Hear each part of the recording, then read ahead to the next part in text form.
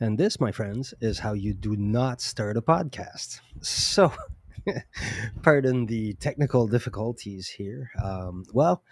Again, I'll try. Welcome to Live with Jill and Frank. Unfortunately, tonight, once again, we're having a Frank edition. So, you'll have to do. It's just me tonight. So, that being said, I had a discussion today with a person on Facebook, and it brought about a particular topic that I thought was. Give me a second. I'm trying to fix my audio here. I hope you guys can hear me good. But it brought about a topic that was interesting. She was a person. She was asking for a reading or whatever, and what happened, I mentioned, like, I was getting the impression that she was a fire sign, if you will, if you believe in astrology and that kind of stuff. I do, uh, in certain settings. Like, I don't believe in your daily horoscope type thing, but I believe in using astrology in order to guide yourself. Anyways, all that to say, um so I told her, I said, well, because you're a fire sign, you would have to go a certain way on your spiritual journey, which is more active. Because somebody was saying, oh, try meditation, try this, try that. But I could tell, like, she was a very active person, very. And so I said, well, look, here's what. There's also, the chance that you may look into martial arts, which, if you have the right dojo and the right masters, is a spiritual practice in itself. And so that brought me to talking about the elements, right? Like, what do they mean when they talk about the element earth, fire, water, air? Like, what's the deal? What is that all about? I mean, okay, so scientists will tell us, we know we have way more elements than this. We have a full table of elements that we can show you. We have their weight, their shape, their whatever, right? And it's like, yes, but you're just using a different language. Like, you're using, the word does not have the same meaning to you as it did to the people that came up with those four elements. And so those four elements, what are they, and how do we work with them, and why do we care? The elements are, number one, let's start with astrology, right? You have the four elements and the four different signs. Like, let's say Aries, Leo, and Sagittarius would be fire signs, right? And then, say, Taurus, I'm gonna get confused here, so Taurus, Virgo, and Capricorn would be earth signs, right? So on and so forth. Now, um what does that actually mean, right? Like, when you meet a person, when you meet an Aries, let's say, typically that person will be a high energy person. They will have that fire energy, right? Even as I say this, if you've never in your life worked with astrology, worked with the elements, you kind of go, yeah, I get what you mean. Like, they have that fire thing going. Air people, it's more of a communication in its worst aspects. It can be conniving. It can be, they're creative. They work with the mind a lot. Earth signs, we will be the more earthly bound sign, right? Will be more industrious, will be the person you can rely on, in terms of, we show up, and if we say we're going to do something, we do it. I mean, those are general traits. Again, like, you can't split the population into four and say, hey, here's how it goes. But here's the thing: in their pure form, each of those elements, oh, and water would be the very deep emotional one. The people that look within more, the people, a lot of times you'll find the introverts in watery signs. um Anyways, so those elements, those characteristics that they have, right from the start, those are what the ancients were working with when they were working with those elements. They weren't trying to do chemistry. They were trying to understand the world in terms of its nature, its energies. They were like, look, there's anger, but there's also storms. And anger and storms, they seem very similar. And so, in that respect, they were mapping themselves by looking at the world, and they were mapping the world by looking at themselves as well. And so, that sort of interaction between them and the world was already fairly understood at that point. Uh, they weren't, like, yeah, science will have you believe that, oh, they were dumb. They had four elements. We know we have so many more. And it's like, yeah, okay, but that's not what they were talking about. Now, here's something fun you can do with each element. You can try and do for, say, a week each element or something. Go and try to find in nature, find everywhere that something that really pertains to that element. Say you want to work with earth, go in a park, go in the woods, go and try to walk barefoot if you can. Try to, like, wear a skirt and sit right on the grass so that you can feel the earth. Go hug a tree. I mean, it sounds dumb, but actually hugging a tree does have a grounding effect. It does actually do something to you. Go and so infuse yourself with everything that has to do with earth. And then during that week, if you meditate, if you want any time of day, try to spend time reflecting on the nature of earth, right? What does it mean? What is earth? Earth is heavy. Earth is it is strong, right? You can't move it easily. You can't you can't destroy it. You can't burn it easily. You can't, like, it is a very hard thing to destroy physically, right? What is air? Air moves fast. Air is very hard to catch. You can't really catch air. Air carries all kinds of stuff, right? Air carries, it can carry viruses. It can carry, like flowers, like the pollen. Air is it can be a storm. Air can be like super powerful. It can sculpt over time. Air is able to sculpt mountains and sculpt the side of hills, right? And so all that, and the element of air in terms of what it means to us. Now, the element of air will usually be uh, equated with our intellect, right? Like, it's the communication, it's lawyers type stuff, doctors, like education falls in the element of air. Everything which is communication and the intellect will really fall there. Now, fire is the emotional, but the emotional, like, not the deep quiet emotional, the emotional, uh our emotional response, like at our gut feeling, like our rage, our and it doesn't have to be rage, it can be love, but I mean, it's our active energy. It is a very, very if we don't keep it in check, like, it can burn everything in its way, right?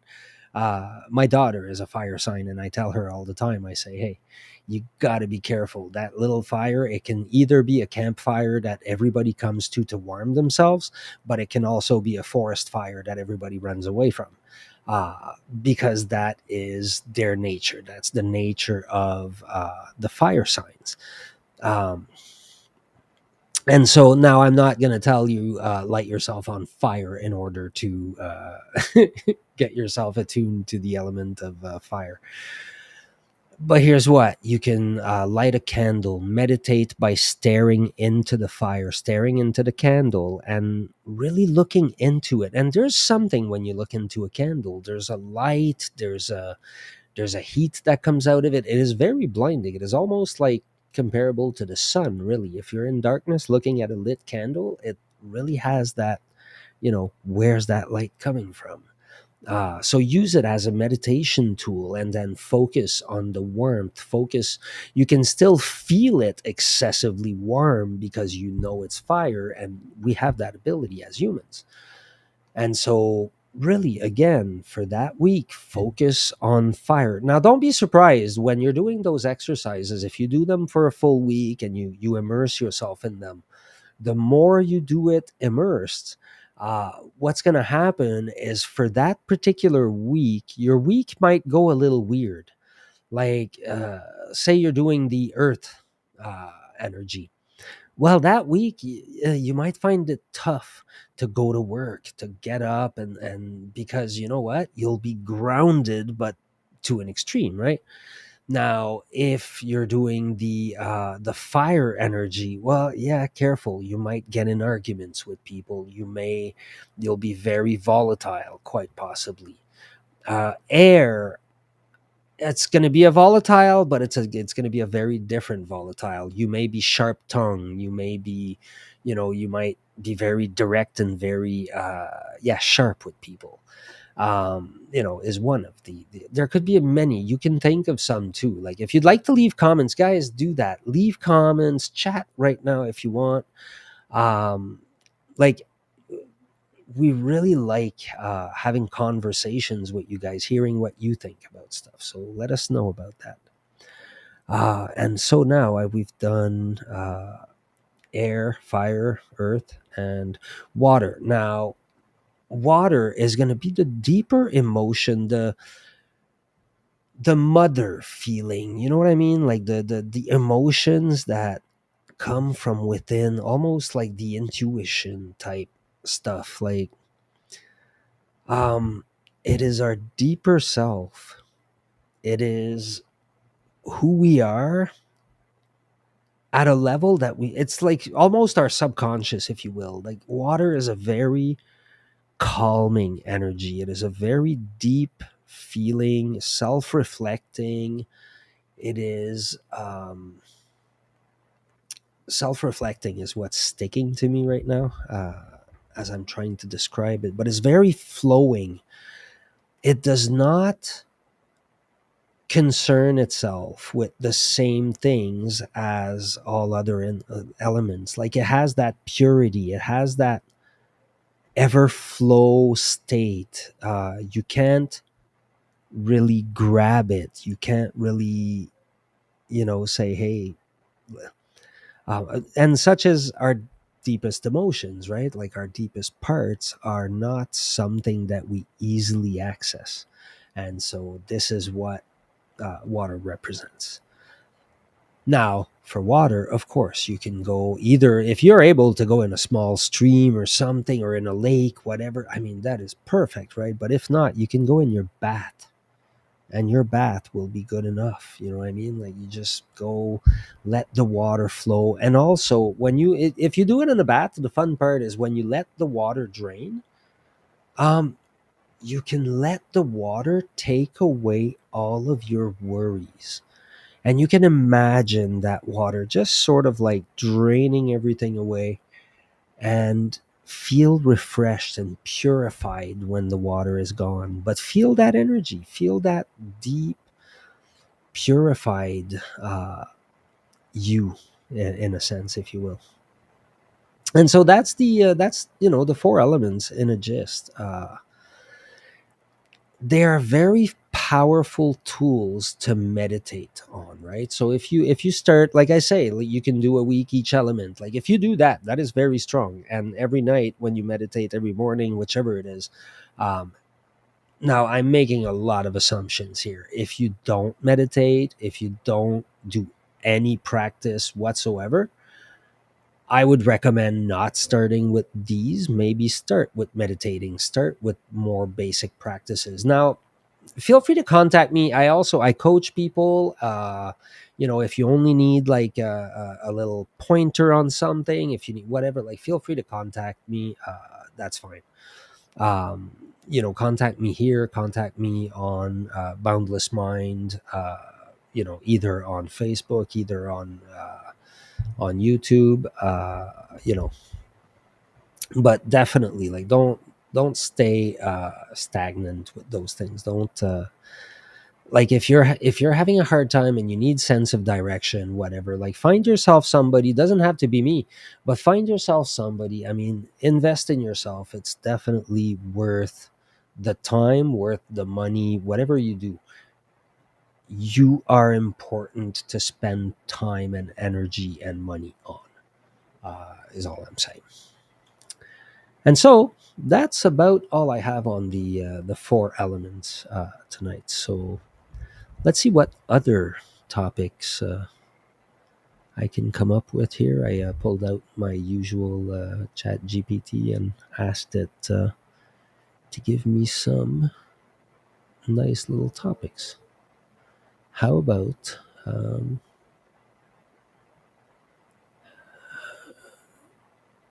cultivating inner peace?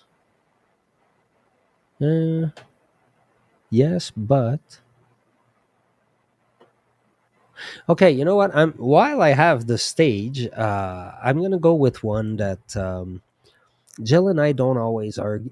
We don't always agree on that one, and so I'm gonna give you my take on it, and she may later decide that she'll do a thing about it, or it might come up again. But it is the importance for me. It's the importance of not only learning about spirituality, but having a daily practice, right? Like it. I'm not telling you should have a daily practice and be perfect at it. That is not what I'm saying. What I'm saying is you should strive to have something you do daily in order to advance spiritually. And I believe it should be, if at all possible, very few things, like a single thing, even. Like if it's, let's say, meditation, right? Like I always tell people, if you're starting, maybe don't start with meditation, start with relaxation. Learn to just breathe slowly, relax your body. There's a bunch of relaxation techniques. If you're on Boundless Mind on YouTube right now, or if you want to go there, I have a video that gives a very, very easy technique for relaxation. I also have one for meditation. I teach the fourfold breathing meditation, and it's a very, very effective one. It does multiple things. It allows you to connect into the cyclic nature of the universe, as well as help you breathe better, which in turn helps all kinds of stuff. It helps your blood pressure, it helps your blood circulation, it helps you think better, it helps you, like, everything about breathing better is incredible. So, that is a practice that I recommend, but you can have a different one, right? Like what I'm trying to avoid people doing is I've seen people, they've read 500 books on all kinds of spiritual stuff. And from an intellectual standpoint, they can talk about it all day.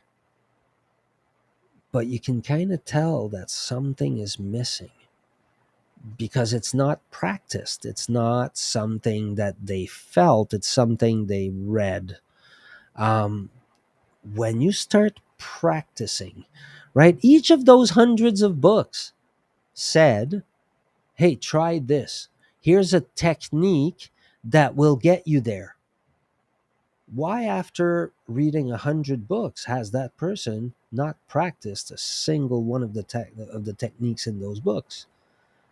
Um, I mean, I can tell you why, right? We could have a whole discussion on why. It's because of resistance. It's because we're actually built to resist it in a sense. But yeah, at some point you got to come around to it, though.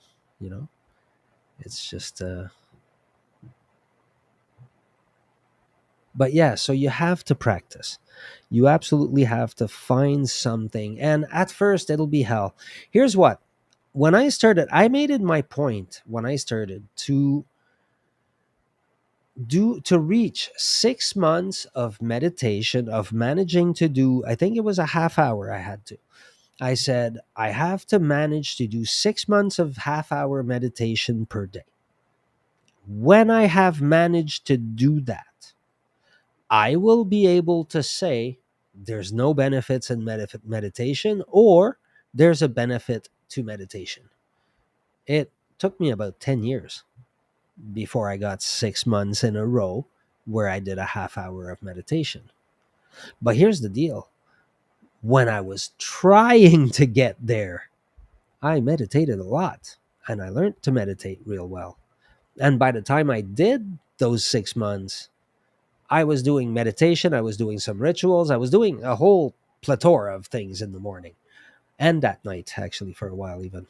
Uh, but I had learned, like I had gotten there one step at a time, one failure at a time. I had tried and, done my rituals. Like my rituals, it is hilarious, right? Because we do, like I do stuff like call God names in each corners, and it's a little more intricate. There's things to remember, whatever. So I would do it and call the wrong name in the wrong place at the wrong time, and but you know what? That's how it works. Whatever it is you do, meditation, ritual, whatever it is, like fail at it, fail miserably, fail many times, because that's how you're going to get good at it. Because one day you won't fail no more. You'll be doing it and you'll be like, wow. And not only will you not fail, but all of a sudden, new regions of your psyche will open. And that is something that can't be explained. When you rewire your brain to think a different way, all of a sudden something happens and boom, you're there. You kind of just go, wow, I get this. But you don't get it from the same way you did before. You get it in a new way because you've now integrated something in yourself. So you live it. You don't just believe it, you don't just know it. Well, you know it, but that's the thing. You deeply know it. You know it in your core. Um, Speaking of that core, what does that mean? Knowing it in your core, right? Does that mean anything? How about we talk about intuition a little bit, right? Because that's another one people struggle with, right? People come in, they go, what should I practice? I say meditation, but see what fits for you. Um, but meditation is a good place to start. Uh, you know what, you guys?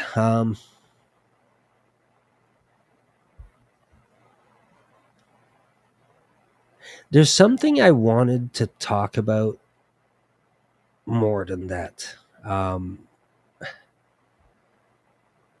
See, it's a topic I saw that the other day, and it said love and spirituality,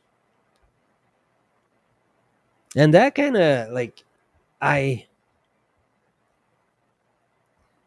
it freaked me out to think that that would need to be explained in a way, and I don't know why. I mean, it's that's very uh,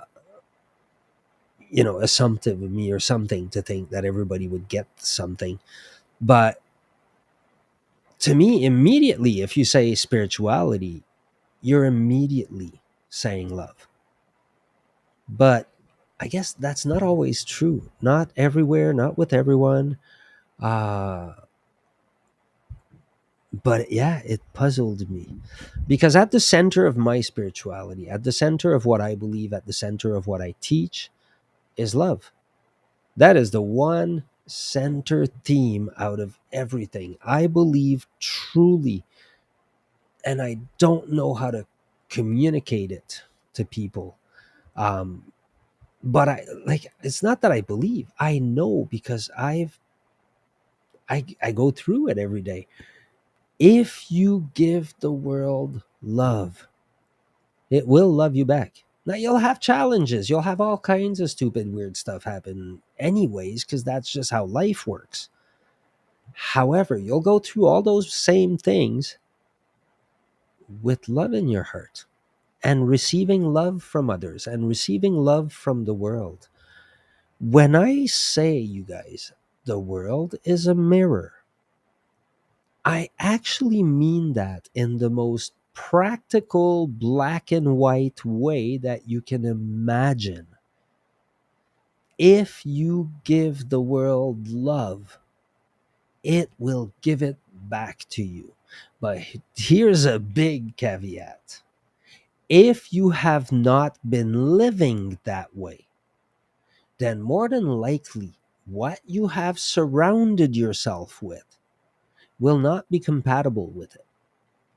And so, at first, you'll get the impression that if you attempt loving everybody and if you attempt forgiving people and having kindness and compassion, people will start taking advantage of you. People will start, like trying to get an angle on you and stuff, right?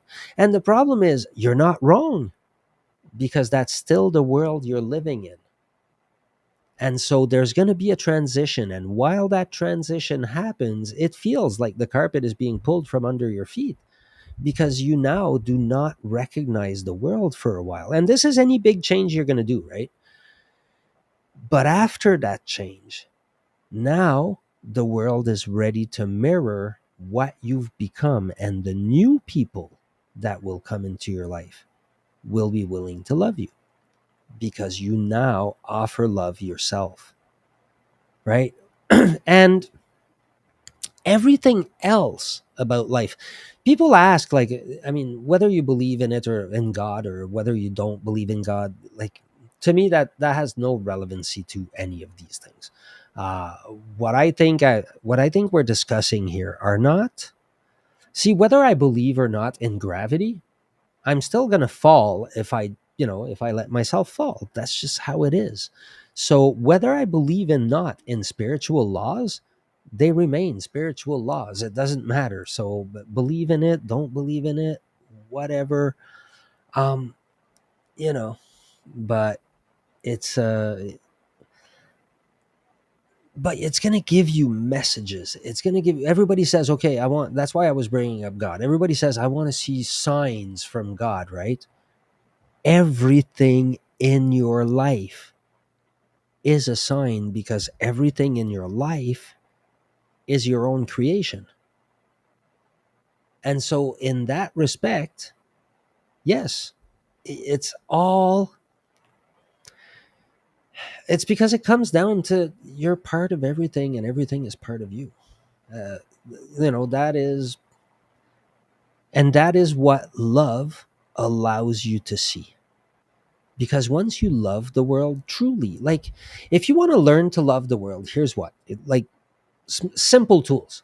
Start writing a gratitude book. It sounds dumb, but each day write three. If three is easy, write five, whatever. But write a certain amount of things each day that you're grateful for. At first, it used to take me forever just to come up with the three. Now I can tell you that I'm grateful for you guys to be here. I'm grateful that my kids had a wonderful time tonight at the barbecue that we went to. I'm grateful that I have these lights that are lighting me while I'm talking to you. I'm grateful that I have food in my cupboard. I'm grateful that I have wonderful children to begin with. You see what I mean? Like, because as you train yourself to recognize the things that are good in your life, you'll be able to come up with more and more and more. And what that does is it transforms your life, because you now recognize the things around you in a grateful, welcoming way. Now, that's huge, because the same things can look like a horrible monster to someone and a gift from God to the another person, and we're talking about the same item.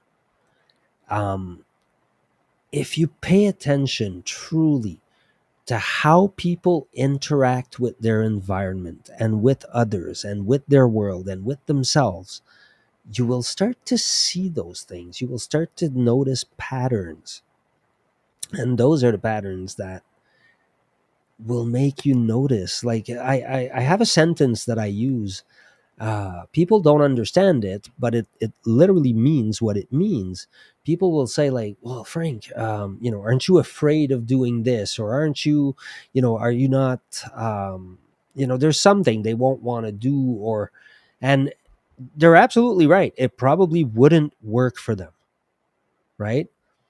But then sometimes they'll say, well, Frank, how can you do this? And I'll go, oh, it's because I don't have the same relationship with my universe than you do. And they're like, huh? And I'm like, you don't have to get it, but that's exactly what it is. It's because they don't allow for something to work in their life, whereas I allow it. And so the same event will be played in two very different ways by both of us. Now, I'm not saying I'm good at all of that. There are things that I refuse in my own life. There are things that I don't see. And this is the magic behind it.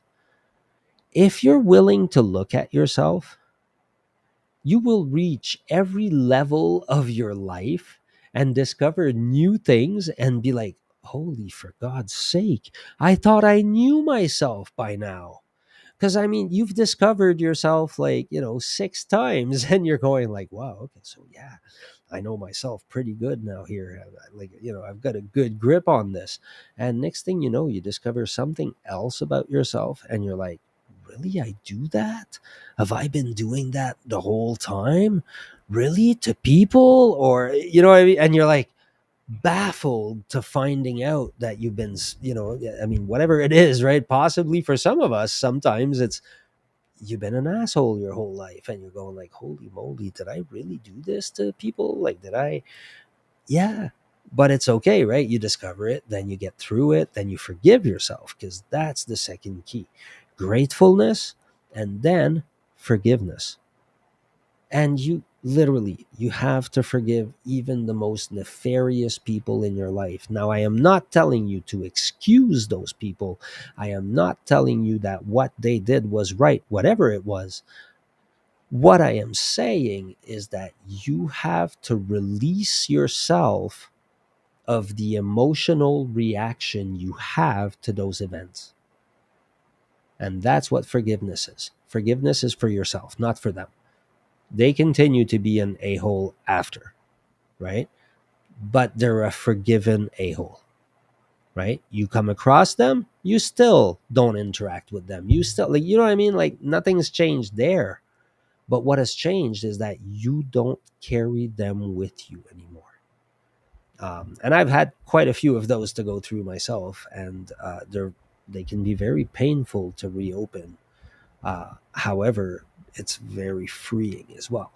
So, you know, those are all parts of the things that we have to do on the spiritual path. It's looking at yourself, discovering who you are, your own role in your universe, and how you are the one that influences your life, and how you're doing it, and why, and what are your true motivation. And then you find out, like, look, how many people are trying to get rich but have a crappy relationship with money, right? And everybody keeps on telling me, you'll never, telling them, wow, that was a Freudian slip. I have a bad relationship with money sometimes, so that definitely was. But people keep on telling us, how to do it differently or what, and they're refusing it, and it's always about your relationship with the world. And it can be difficult. I mean, believe you me, I have a very different brain than a lot of people. Like, I'm not neurotypical, and so yeah, I have challenges where I'm like, what, really? No, I can't do things this way. Like, that's ridiculous. But that's how people do them, and so it's a collection of choices that we make. That's what life is. It's simply a collection of choices, and every time we face a new one, we're always wondering, like, I see a lot of people and they wonder, what's the right choice? The one you make. The one you didn't make, that was the wrong choice. The one you made, whether it gave you a failure or it gave you a success, that was still the right decision, because you stood there, you made the best decision you could with the best you had, and you went forward. And whether you face planted or whether you made it, both things are good. because face planting a bunch of times will get you to successes, right? That's just how life works. And so that's a little bit of coaching for you guys. That's what it is getting through the hurdles, finding the opportunities, recognizing them, whether it's on your spiritual path, on your because don't you have to be mindful with spirituality. Some people will use it to escape. Moment of suspense. um, and so you have to, somebody told me when I was younger, and at that point I was living on the streets, panhandling, so bumming for change in the subway. So very different life at the time, in my early 20s, if I recall. And actually, maybe not even late teens, possibly 19.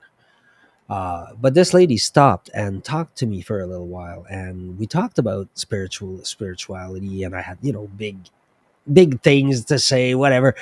And at the end, she said to me, she said, all the things you're saying, they're all really true. She said, but here's the thing: you cannot master spirituality until you've mastered the actual world you live in. Until then, what you're trying to do is escape that world. And I can't say that applies to everybody, but it certainly applied to me. Right. And I was, yes, sometimes using, it to try to escape reality, not to try to join reality. And yet, spirituality, once you start looking at it the right way, it actually, um, your life is immersed in it, right? But you do have to get yourself in a good physical. If you're starving on a street corner, guess what? You're not having the kind of life that allows you to easily. I mean, you can have a spiritual life. Don't get me wrong. That is not to say that you can't, but there's a part that's missing. You have to make your physical life, you have to first master your physical life. Then you go master the other realms. And so that was the point she made. And that point stayed with me. And it actually carried me far. Because up until then, up until later, I was not going to accomplish much in life. But when later came, that sentence resonated in that little box of mine, and it came back haunting me. And I said, I'm going to do something with my life. And I went and became general manager. I went and became project manager for a company, estimator, whatever. I got all these jobs, all this, whatever. I was doing fine. Everything was good. And I said, okay, great. Now I did it. And then I started my own thing, and now I kind of control my hours and my income, and how much free time I want. And, you know, this is kind of the way I wanted it in the end. But yeah, I had to really focus on that for a while. And once I was able to get a handle on that, she was right. My spiritual life changed. It started improving because now what I had done is, in a concrete manner, start upgrading myself, start making myself better, right? Because I had acknowledged at that point that something about me could be made better because things were not working. I mean, at the time, I was a drug addict. I was like broken, whatever. When that happened, like, yeah, I had lived like a very rough life. We'll get into that at some other times, but so yes, I went on to mastering that part. And when I did, when I became able to support myself all the time, able to, to really thrive in life a little bit, uh, yeah, things changed. Then I was able to focus on myself. I was able to see what I was actually bringing to the world, what I was bringing to others. And this is part of it. This is part of what I've always wanted to do. And I hope it helps anyone, because that's the whole idea here is that I came from a really, really struggling position, and I made it to a place where I feel joy in my heart every day, regardless how many struggles I go through. And I really want to bring this to others because I believe every human being I think everybody deserves to feel that way. Everybody deserves to feel a way where they are confident, where whatever life brings at them, they can say, you know what, whatever, like, okay, I'm good for it. You know what I mean? If tomorrow morning there was an earthquake, my house was engulfed and whatever, yeah, it would be hard. Of course, it would be hard. But I know I would make it through, and I know I would be okay. And I know, there's a sense of security that comes with acceptance, right? I said gratitude, I said forgiveness. Here's a third very important thing that I think we need to talk about is acceptance, right? As long as we try to refuse the world the way it is, when somebody does something that we hate, we need to understand that we do not control what they do.